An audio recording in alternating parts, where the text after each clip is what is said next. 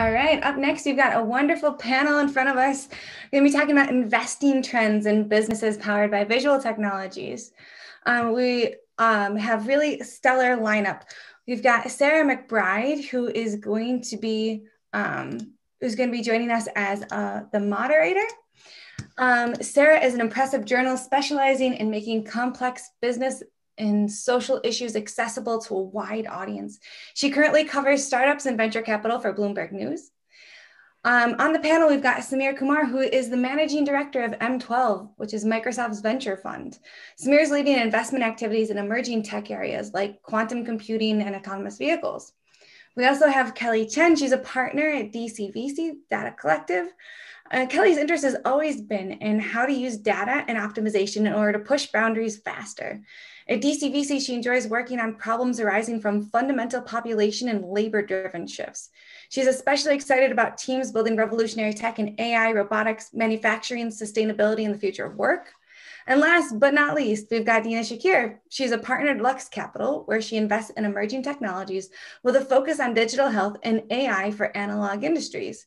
Dina was previously a partner at GV and a presidential management fellow in Secretary Clinton's office at the U.S. Department of State during the Obama administration. Thank you all so much for joining us here today. Can't wait to hear what you have to say about visual technologies. Abby, thank you so much for that great introduction. And I thought I would just kick things off by asking the panel, if there were an X Prize in the field of computer vision, what would it be for? What problem would the winners have solved? And Samir, I think you have some thoughts on that. So I will kick it off with you. Thank you, Sarah. So I think it's a great question. If you think about where computer vision is today and what are some of the unsolved problems, and if we were to see a solution to one of the fundamental challenges that computer vision hasn't solved today, would we recognize it? Would we recognize it as a breakthrough?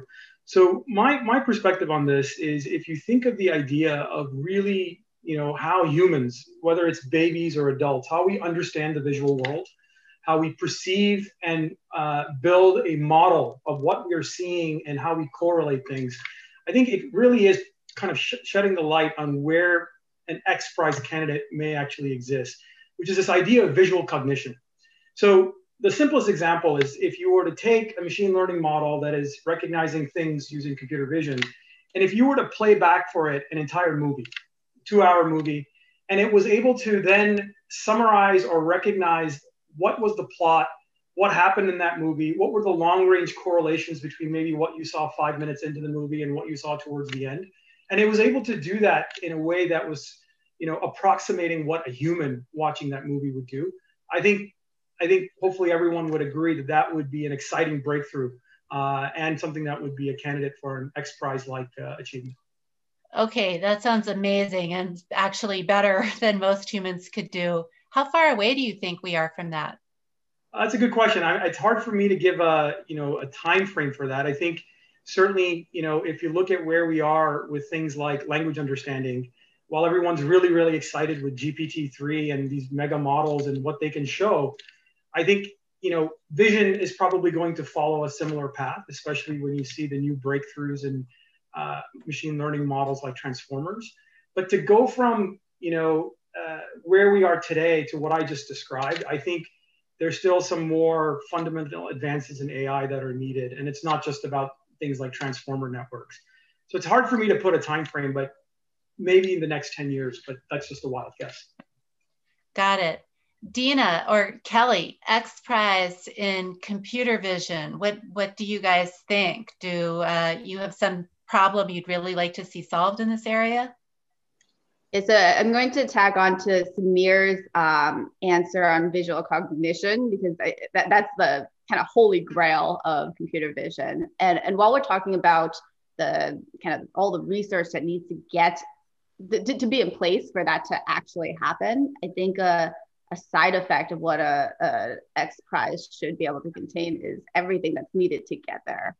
So if you talk to a lot of your top researchers at some of the biggest research companies, right, in AI, they'll say that they could not work at a company that has fewer resources because of the sheer amount of compute and storage that is needed for them to do the kind of the impactful research that they need to continue moving the industry forward.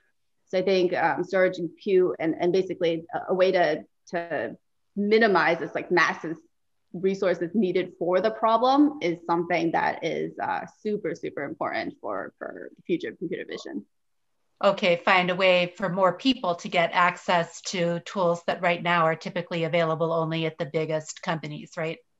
More so saying that find a way to reduce storage and compute or to basically make the problem more accessible for these researchers, because you can have your top researchers, but without these resources to be able to train their models and to be able to make it more complex, you just won't have, you won't be able to achieve research on the scale of these like visual cognition. Right. Dina, would you agree that visual cognition is the kind of X Prize problem right now in computer vision? Yeah, I think I agree with that as a high level trend. And given the areas where I spend a lot of focus, I think in particular, rapid advancements around diagnostics for healthcare is something that could potentially be an X Prize like discovery. I was involved in the earliest days at Google and their initial sort of foray here with the diabetic retinopathy project, and we've made so many advancements since then. And given the state of the world right now and the renewed importance of healthcare in general, I'd love to see a little bit more of that applied across different indications. Yeah, a real kind of life and death application to some of this stuff. And you also raised a good point when we spoke earlier about how right now visual tech almost seems a little anachronistic with everybody talking about audio tech because of Clubhouse. And I was wondering what you thought about visual tech playing into Gen Z trends, social or commerce or even political, with so much focus on audio tech? Yeah, I think it's such an interesting phenomenon, and I will, in case it's not obvious, I am not myself a member of Gen Z. If it is obvious, then this Zoom filter is working a little too well.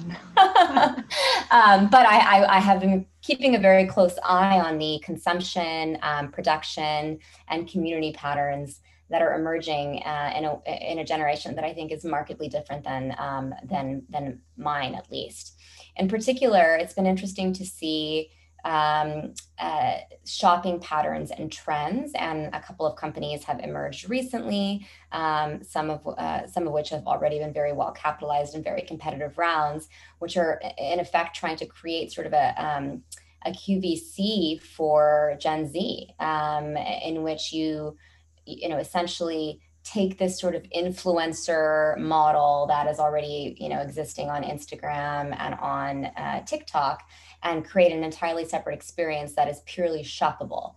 And so I think that is interesting. And even just sort of the social patterns of Gen Z. On the one hand, they feel assaulted if you call them, right? That's an invasion of space and privacy, and there's a lot of asynchronous in text. But at the same time, it is completely normal to just pick up and FaceTime in this generation. And so, yeah, go ahead. How would shopping look? I mean, I'm thinking right now, kind of cutting edge is almost when you go to Zappos and they show you the little video of the person wearing the shoes, but I get the sense you're thinking far beyond that. Yeah, I mean, I think that was probably the first, one of the first sort of instances that we saw of that. I think it's everything from, augmented reality to real time, sort of seeing how something fits on you, being able to select influencers or people that you follow who have similar body shapes or similar, if it's a beauty product, have similar kind of coloring as you, and really being able to visualize how the product moves and then shop directly from that and sort of take the friction out of it. Kelly or Samir, any thoughts on visual tech, especially compared to audio tech for Gen Z? I would say, I think I'm not, again, like Dina, I'm not Gen Z, I'm a Gen Xer. But as I look at kind of how, different generations after mine consume technology, whether it's millennials and then more Gen Z, I would say, when we think about camera experiences and on the devices that we use, my view is that Gen Z does not view the camera as just an app. It's really a platform for consuming lots of different experiences. Shopping could be one that could include AR. I think at some point we had also discussed before this panel things like QR codes. And so if you think about the camera or the computer vision experience on your device as a platform, and through which you can shop, you can even interact with your doctor so they can collect data on you, or you can have an immersive experience with AR, or it could be a trigger to launch another application like a QR code, to go from a kind of a brick and mortar experience into a digital experience. My sense is Gen Z is just naturally much more comfortable thinking about the camera and computer vision as a platform versus a kind of a fixed function, single type of experience. So, Kelly, did you have anything to add to that? Or I wanted to actually bring up a new topic, but Kelly, did you have something else to say first? I'll just quickly add to that in terms of, so right now we're talking about Gen Z, and unfortunately I have to third that I'm also unfortunately not a part of Gen Z. But if you think about like what's been around for a while in China, so if you're looking at what Dina mentioned in terms of like video-based shopping trends, like this is a much more cultural thing in China for years, and it's not just Gen Z that's adopting there. Mm-hmm. So if you look at how they think about video-based shopping, it's often used as a form of entertainment. It's not just for the purpose of shopping. So showing the story behind the product is extremely important, and the experience behind it. So I think it's going to be, I think the other speakers already talked about this, that there's a shifting trend in Gen Z, and like we're seeing a lot more companies like Google and YouTube being allowing shopping off of this. But it might not just be a Gen Z type of phenomenon, in that we saw it grow in China in the younger population, but then it very quickly became a staple for the entire population. Okay, and possibly related to shopping, I'm wondering how computer vision is doing on recognizing emotions of people, and what are some applications of that? I'm assuming shopping, but maybe others. How is emotion playing into this technology? I'm happy to speak to that a little. Great. Yeah, I think, there's certainly a few companies that are specifically focused on emotion AI and have kind of emerged as thought leaders in this space. Effectiva in Boston comes to mind, whose CEO is actually a friend of mine. And for them in particular, as well as some of their competitors, it's actually autonomous driving, which is one of the most kind of at least commercially relevant use cases for detecting emotion. As you can imagine, something as... Wait, Dina, what is that? Like a look of terror on somebody's face and the car knows to slam on the brakes? Like how exactly does that get incorporated into it? Yeah, I mean, I think it's perhaps some of that, but I think it's actually more around attention and cognition and general state of mind in terms of that use case. Yeah, obviously there are other applications, and there's a whole world of digital biomarkers and I've met a number of these companies that are using computer vision to try to understand mental health and mental state. It's all quite early, very limited so far in terms of clinical validation, but that's something I'm keeping an eye on, especially with the proliferation of telehealth in mental health specifically. As you can imagine, that could be very interesting if done well and without bias, an interesting way to continue to monitor progress, outcomes, even diagnose and treat down the line. Okay. And then, of course, related to recognizing emotion is facial recognition overall. And there have been some bias charges in this field. And I'm wondering, are there other areas of computer vision where unexpected challenges are emerging? I don't think when facial recognition was invented, people were thinking of racial bias at all. It was just kind of one of those things that emerged. Is there anything else like that that's popping up that's a bit unexpected? Kelly or Samir? Sure. So I think I wouldn't say it's fully unexpected. I think, if you think about our current trends where you're using, again, the latest and greatest in generative AI and deep learning and applying it to computer vision models. So if you think about things like GANs, and you're able to create synthetic data and increasingly highly plausible, highly realistic synthetic data.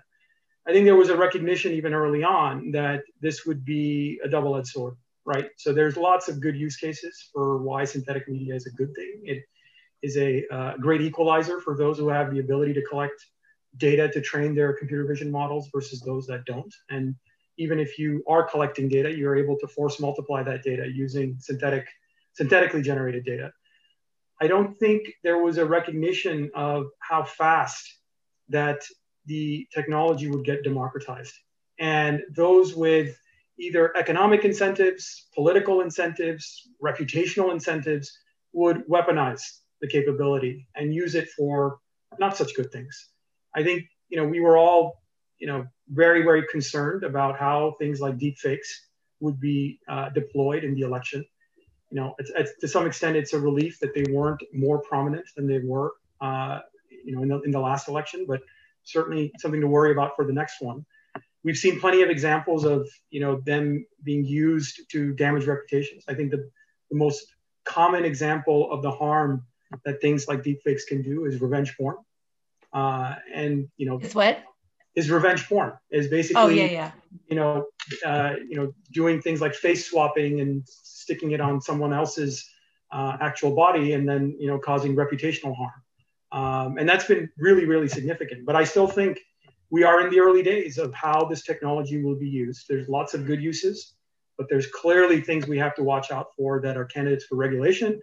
And there have to be some incentives as well as controls to make sure that the technology cannot be weaponized to a greater extent than it has been so far. What's a good use of a deep fake? I mean, besides the arts and movies, can any of you give me another example of a really business forward approach to using deep fakes? There's a company that started by a former VC that's using deep fakes for the modeling industry.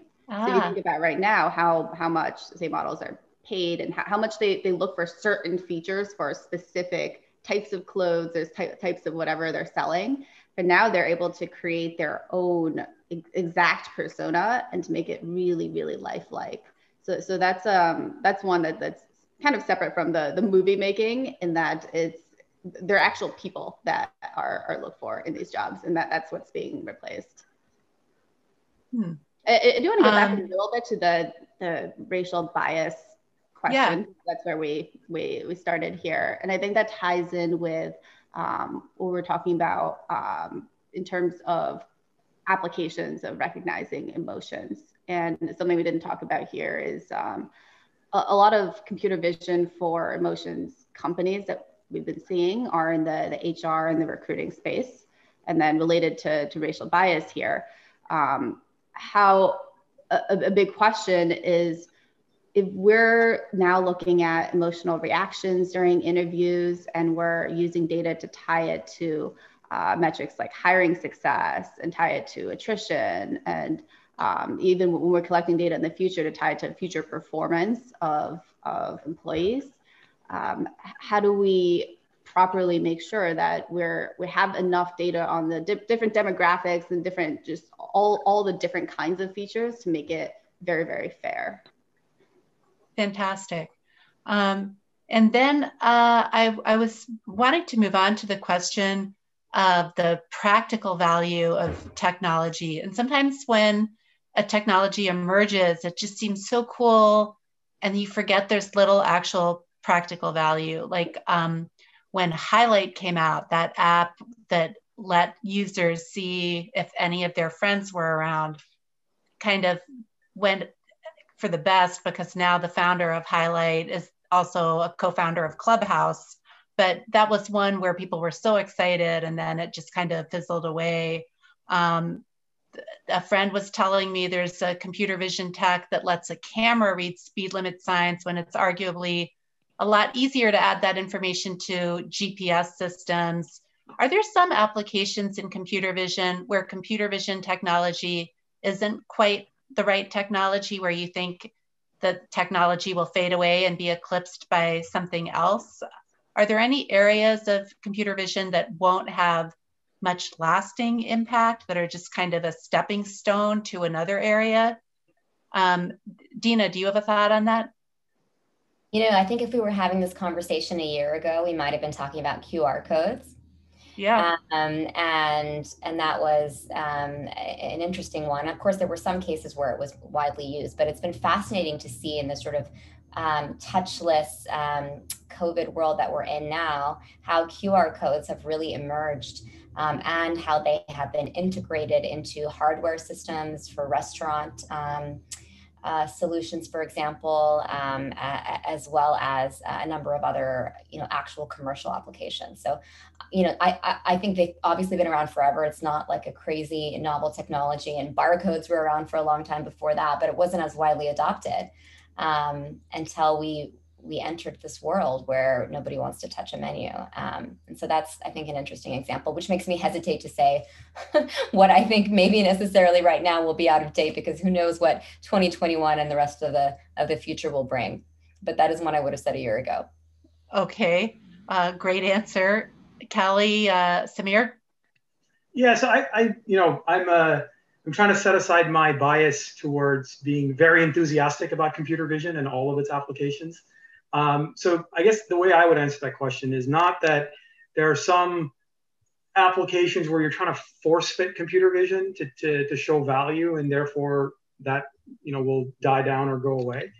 I see it in that maybe there were some suboptimal applications of computer vision because of the limitations of classical computer vision without machine learning, or more specifically deep learning, and those experiences were brittle, or the performance was suboptimal, or didn't scale to the way we would have liked it to scale.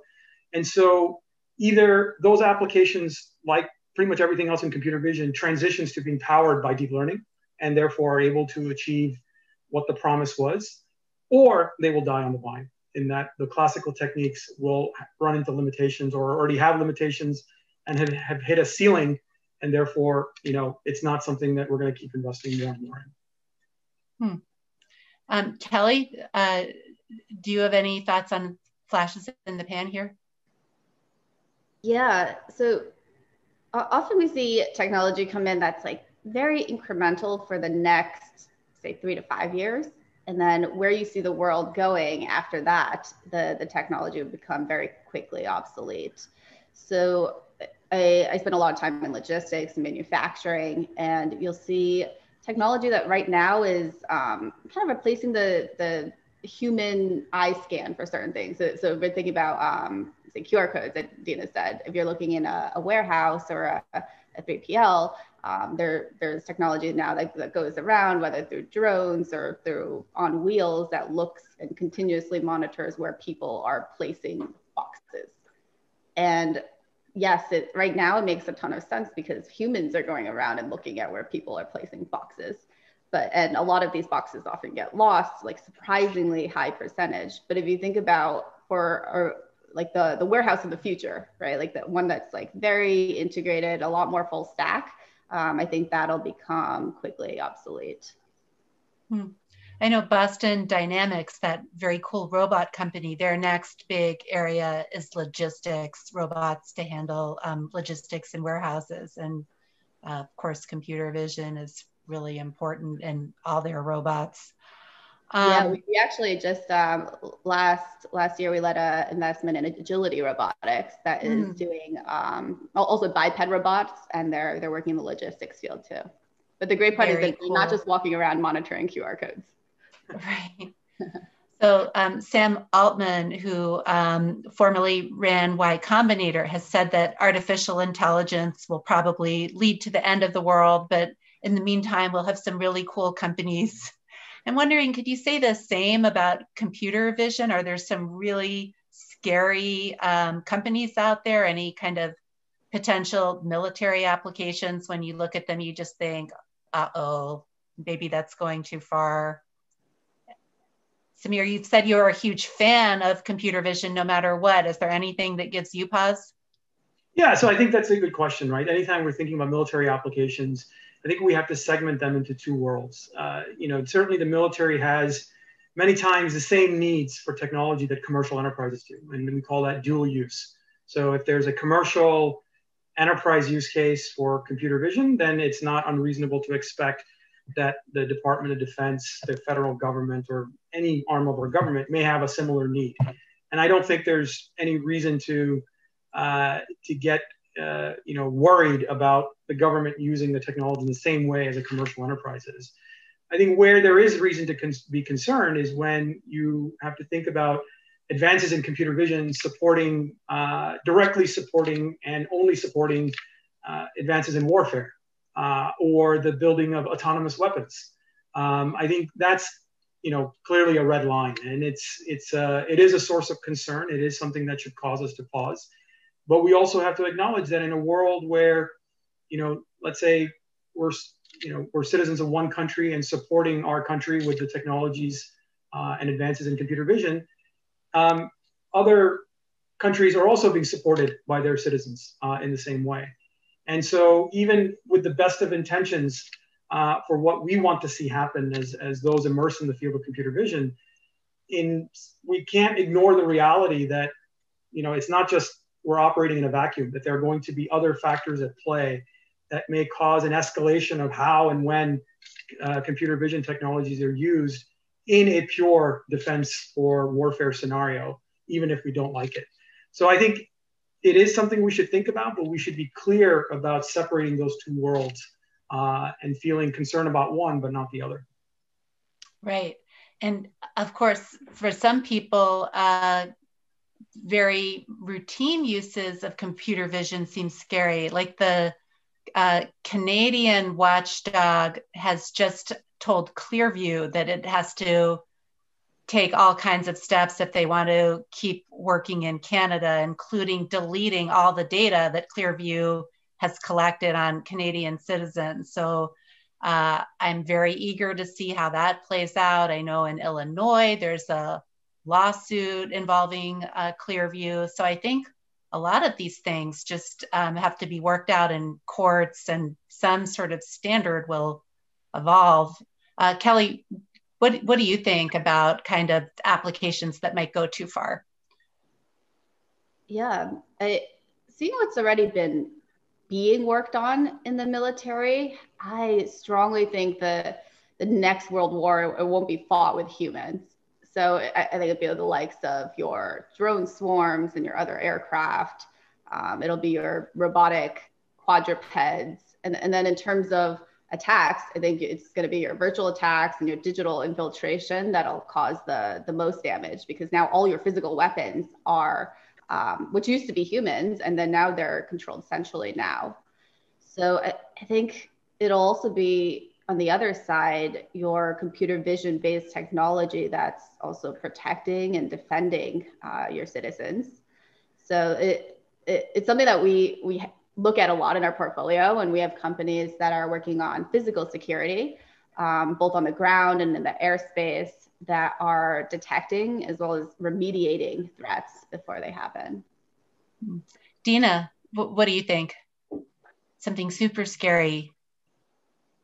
Yeah, I mean, there's a lot here that could go wrong. And I think that's so important. And we've seen this happen with some of the big controversies, coming out of Google and elsewhere. And so whether it's racial or gender bias, whether it's racial profiling, the danger in general with AI, computer vision or not, is that we're replicating human bias. And we are imperfect and we are biased. And that is something that needs to be constantly checked. We need to be beyond vigilant about it.